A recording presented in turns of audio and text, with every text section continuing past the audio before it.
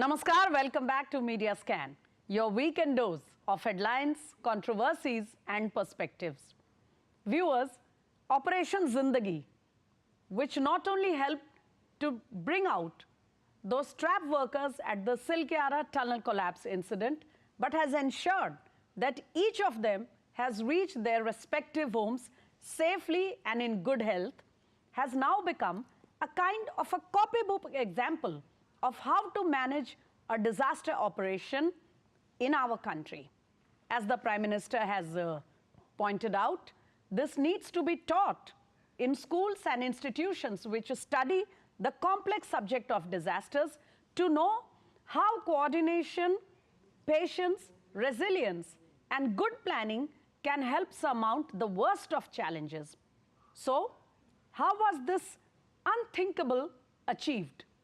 Who better to tell us about the nitty-gritties and what are the lessons that the country, the system, the administration has learned through these entire 17 days of the operation at the Silkyara tunnel is what we are going to discuss in detail today. Who better to tell us about this whole episode than Lieutenant General Syed Ata Hasnain, a member of the National Disaster Management Authority, and I'm sure you have been seeing him across those 17 days addressing the media, trying to answer tough questions and giving us an overview of the entire operation. Welcome to Media Scan, sir. So pleased to have you at such a crucial time. Thank you so much, and Jai Hind to all our listeners and viewers. Jai Hind, sir, and we'll start with the first question. The first question, before we begin to see the other complexities, sir, what were your first thoughts when you learned that finally the workers are coming out in batches from the collapsed tunnel and all of them seem to be in good health? Thank you, first of all, for inviting me for this program and a very, very important show. I think the whole nation needs to realize that what kind of an effort had gone into making sure that these 41 workers came out safe and sound.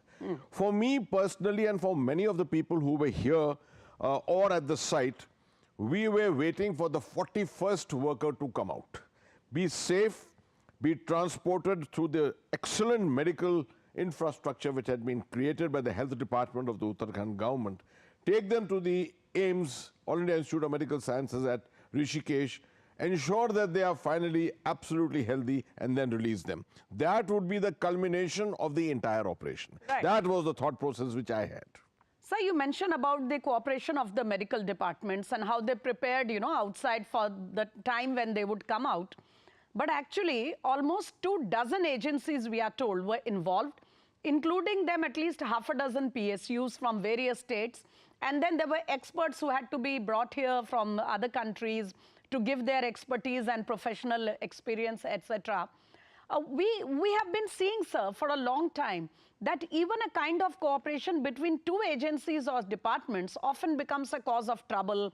There are issues because of the command structure and other things. How was this really achieved? Bringing so many agencies together to work in tandem and to achieve almost the unthinkable. Ma'am, what we always consider in disaster management in India today, under the guidance of the Honorable Prime Minister, who is the chairman of the National Disaster Management Authority. Yes. It's very simple that the principle followed is this is akin to war. War is one thing in which every department has to come together. Without that, there is no finality. Similarly, disaster management, the basic principle is all of government approach. Everyone has to make a difference and ensure there is a unified effort. So it all starts with leadership. And in this particular case, I think it is the Honorable Prime Minister giving directions to the PMO, the Principal Secretary to the Prime Minister, who was in charge of the entire thing, making sure that he had a grasp over what the situation was at all times, situation awareness. And through that, he realized that this operation is not something which is going to get over in 6, 8 or 10 hours. Right. This is going to elongate. And therefore, we had to build in a very basic principle into this. That is redundancy, which meant you could not follow one approach. You could not give only tasks to one agency. You could not have only one organization. You had to build in redundancy. If something did not work, another system would work. If that did not work, a third one would be there. In other words, plan A, plan B, plan C, plan D, plan E, and even plan F in this case. Now, each such plan was the responsibility of some organization. And as we went along, we kept getting the organizations on board and reached out to the rest of the nation to see where are the resources which can be brought to bear here. And you'll be happy to know that from Odisha to Gujarat to Indore, we got resources from everywhere. And all the state governments came on board. You'll be very happy to know that at 3 o'clock in the morning, Deputy Commissioners of Police in Madhya Pradesh, where Deputy Commissioners and Superintendents of Police were awake at night, making sure they're marshalling the resources and creating green corridors for them to move all the way to Uttarakhand. And it was all being driven by the PMO and the different ministries. You mentioned the Prime Minister particularly, apart from the entire machinery in the PMO. Since this is media scan, we do keep an eye on what is being commented upon and written in the media. And there were certain questions, General, saying that the Prime Minister was too occupied with electioneering and had he, and that is why somewhere the operation may have suffered because the Prime Minister himself and his people were more involved in campaigning. Do you really think this is a fair comment to make? I think people who do not know the working style of the Honorable Prime Minister, perhaps they don't realize. First of all, he is a person who is capable of multitasking. Right. In which he can follow probably 5 tasks at one time. Secondly, he is a master of delegation. Now, if you combine these two principles, if you can at one time yourself be in control by looking at 5 things together and yet give responsibility to the right people, then automatically delivery of results will automatically happen. So are you saying, sir, that on a real-time basis, he was, updated with what is going on and whatever guidelines were to be given from his side? Absolutely. I can quote a simple guideline that the moment the 6-inch pipeline was created for the logistics and sustenance of the workers inside, the first direction given by the Honorable Prime Minister was cooked food must go inside. Yes. Because they had already been for more than 10 days. And they were surviving on snacks. Absolutely, only on gram, chana and good. That's about all. So it was necessary. And perhaps puffed rice. Puffed rice, that's right. It was necessary for them to get some cooked food because we were preparing for the long haul. It could have taken us 45 days, it could have taken us 60 days. It was necessary that for that time these workers must survive properly and remain in good health. So I think there was a very timely decision. So the suggestion that they must be given warm cooked food came straight from the Prime Minister himself. That was one of the first directions when he came to know that 6-inch pipeline is through. One of the first directions was this. Very interesting, sir. But sir, we all know, and you have been, you were fielded in front of the media throughout this period, so you know it better than me, that there were questions at various stages, particularly at a time when the auger machine, the blades were caught in the debris and, it was difficult to cut them away and various options had to be examined and explored. So that was really a moment when things seemed not to be really going the right way, isn't it? So was that a really kind of a depressing moment? Well, yes, I suppose different people respond differently to such situations. And this question has been asked from me in the media by different agencies. Right. That was the decision to use the auger the best decision, or should it have been just delegated to the miners to go in by hand and do this? And I always have come back and said this was the best decision. Because we had machinery, we had technology, and we had 62 meters to go. We didn't know, we had no prediction about what was the content inside the debris. There could be concrete blocks, there could be pieces of iron, there was the entire steel webbing which had fallen inside. So where was it? Now, so we may not be exact, but do you have a fair idea with your conversations with the experts, sir, that had we resorted to this old-style rat mining technology from the beginning, how much longer would it have taken to reach the workers? Well, in this case, if you do a rough calculation, it took about 24 hours to do about 12 meters. But that was because they were fresh and they were only for 24 hours. If this had to be a continuous thing, I would have not given this more than 4 meters a day, 3 to 4 meters a day. And it would have probably carried on for the better part of 10, 12 or 15 days. So I think this was a very good decision. And also an equally good decision that once the auger broke down, it had achieved 47 meters. There was no need to repeat the auger again. It was good to bring the miners at that time, and we had a combination of technology and human capabilities. But sir, on a forward-looking point, because now that we are past this experience, it is time to reflect on our attitude towards disasters, our handling of disaster management situations. And often I have seen experts, not just in this context, but even in previous contexts, a lot is being written about why the system in India, our administration, our state, the governments, our attitude towards disasters is not exactly what it should be, and we are not up to global standards. How would you respond to these comments? Maybe perhaps 15 years ago, 10 years ago, if this allegation was made against India, I would have agreed. Today, I think things have changed quite a bit. It may not still be at the optimum level, but we are making huge strides, I can tell you this. For example, why would you say that? Yeah, I'm going to give you a prime example. Sir.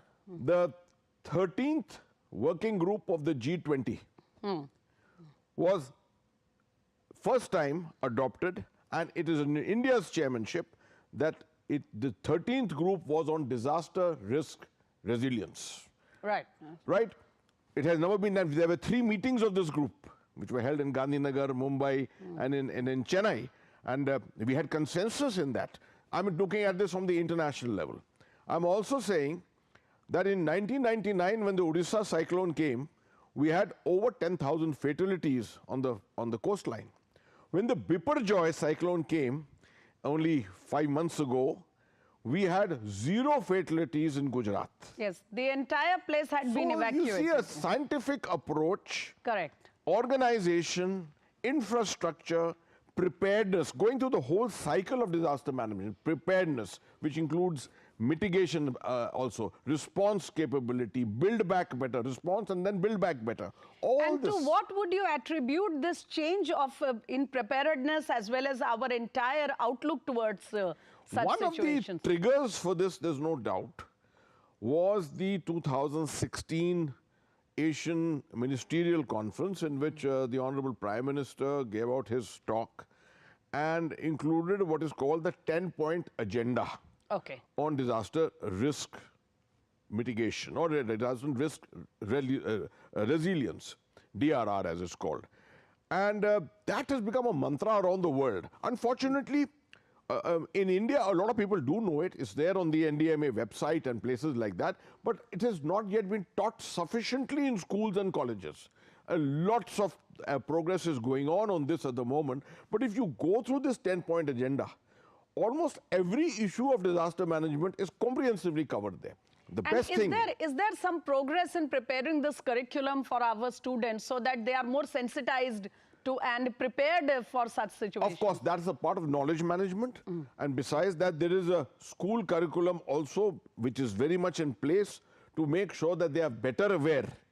It's called the School Safety Program. So a lot of districts have extension of this program into their various government schools and other institutions. So a lot is being done, but I think a lot more needs to be done. I think, sir, even I've been following you for your platforms for a long time now. Even NDMA gives out such awareness, capsules and posts. In fact, I have spoken with you on this platform. Here itself, we have spoken of Aapda Ka Samna, which is a fantastic program, I think, for people to understand what is disaster management. And I think it is one of the only show in the country which deals with this complex subject. Absolutely. To make people more prepared and sensitized for any eventuality. I think one of the things which is important is that during COVID, most people started realizing the importance of the National Disaster Management Act.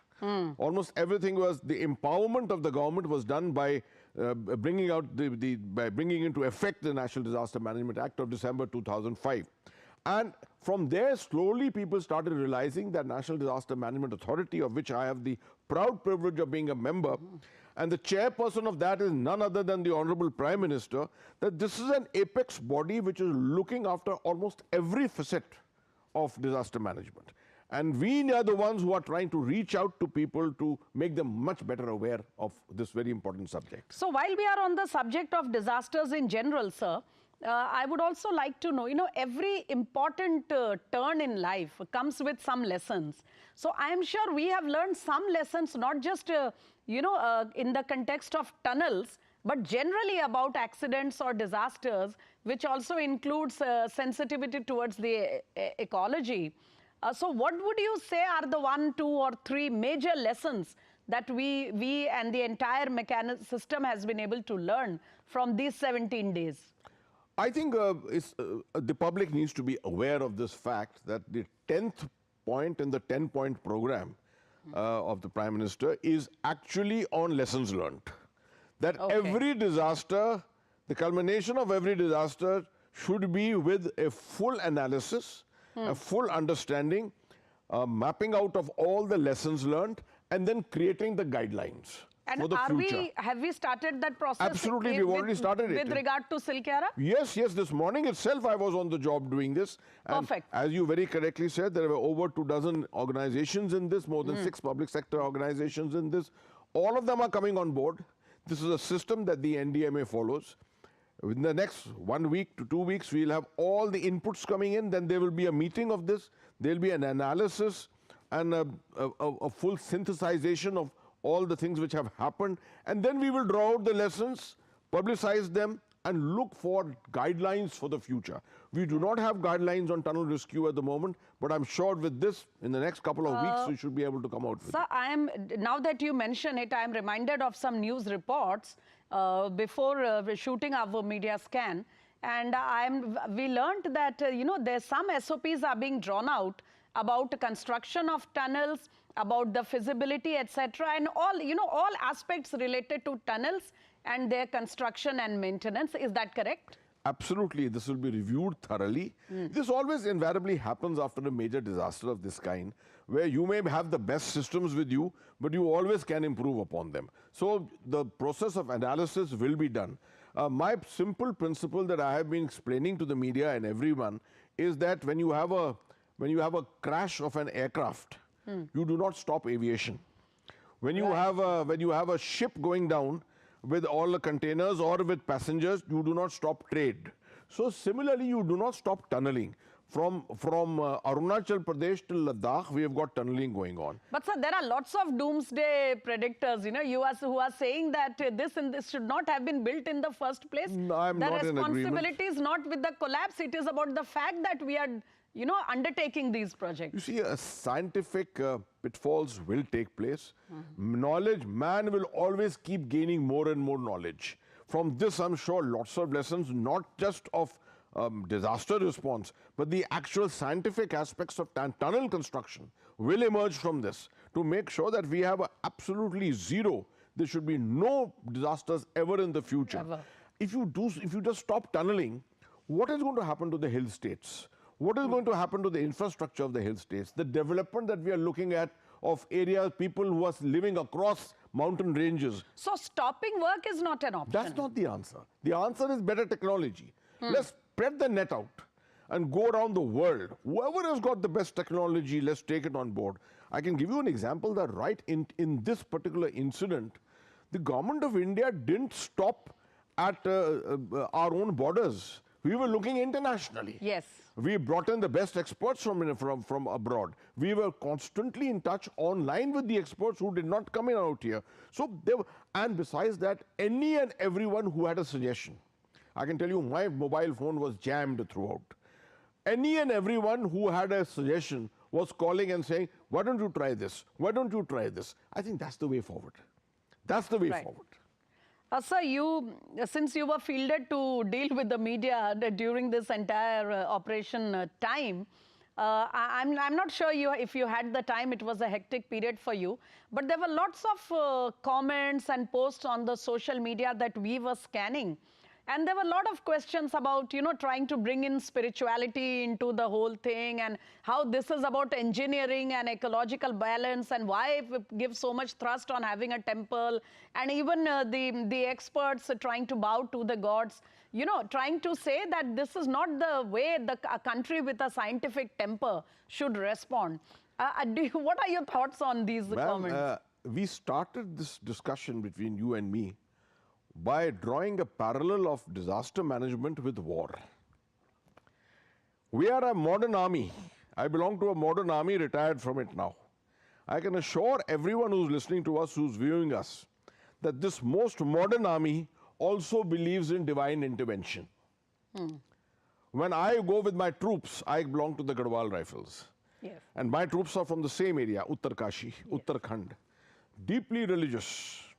When we go into battle, when we go into operations of any kind, we first go to the unit mandir, right? We light a diya. We shout our slogan, our own war cry, Badri Vishal Lal Ki Jai, which is our thing, the personification of Lord Vishnu, right? We do that. We put a tika. When we come back from the operation, we thank God. And you do not think there is any sort of contradiction or cross purposes here about an army going into battle with the invoking the gods? Not at all. Or in this case, while handling a disaster situation? Absolutely, absolutely. This is the most important aspect of it, the ability to combine scientific thought, rationale, along with divine intervention. I think this is the finest synthesis which can come together. Human beings, at the end of it, human beings cannot be treated as machines. Correct. So this difference between the man and the machine has always to be factored. But sir, I am afraid there were a lot of questions we would have liked to know, more nitty-gritties about the entire operation. But I have to wind up now. We have very little time left. Very quickly, sir, a word on all those 41 workers who came out smiling, after being holed up in a collapsed tunnel for more than 17 days. And the fact that the medical certificates of during their checkup said they were all hale and hearty. What would you like to say to them? This is a typical depiction. In fact, the issue is actually the hardiness, the resilience, and the capability of the Indian rural stock. These are all from Odisha, Bihar, Jharkhand, UP, West Bengal, and all these states. Not to say that any other state of India you go and you get the rural stock, they are of the same variety, hardened people. I have seen them working with the Border Roads Organization in Ladakh or in Arunachal Pradesh, etc. They need very little.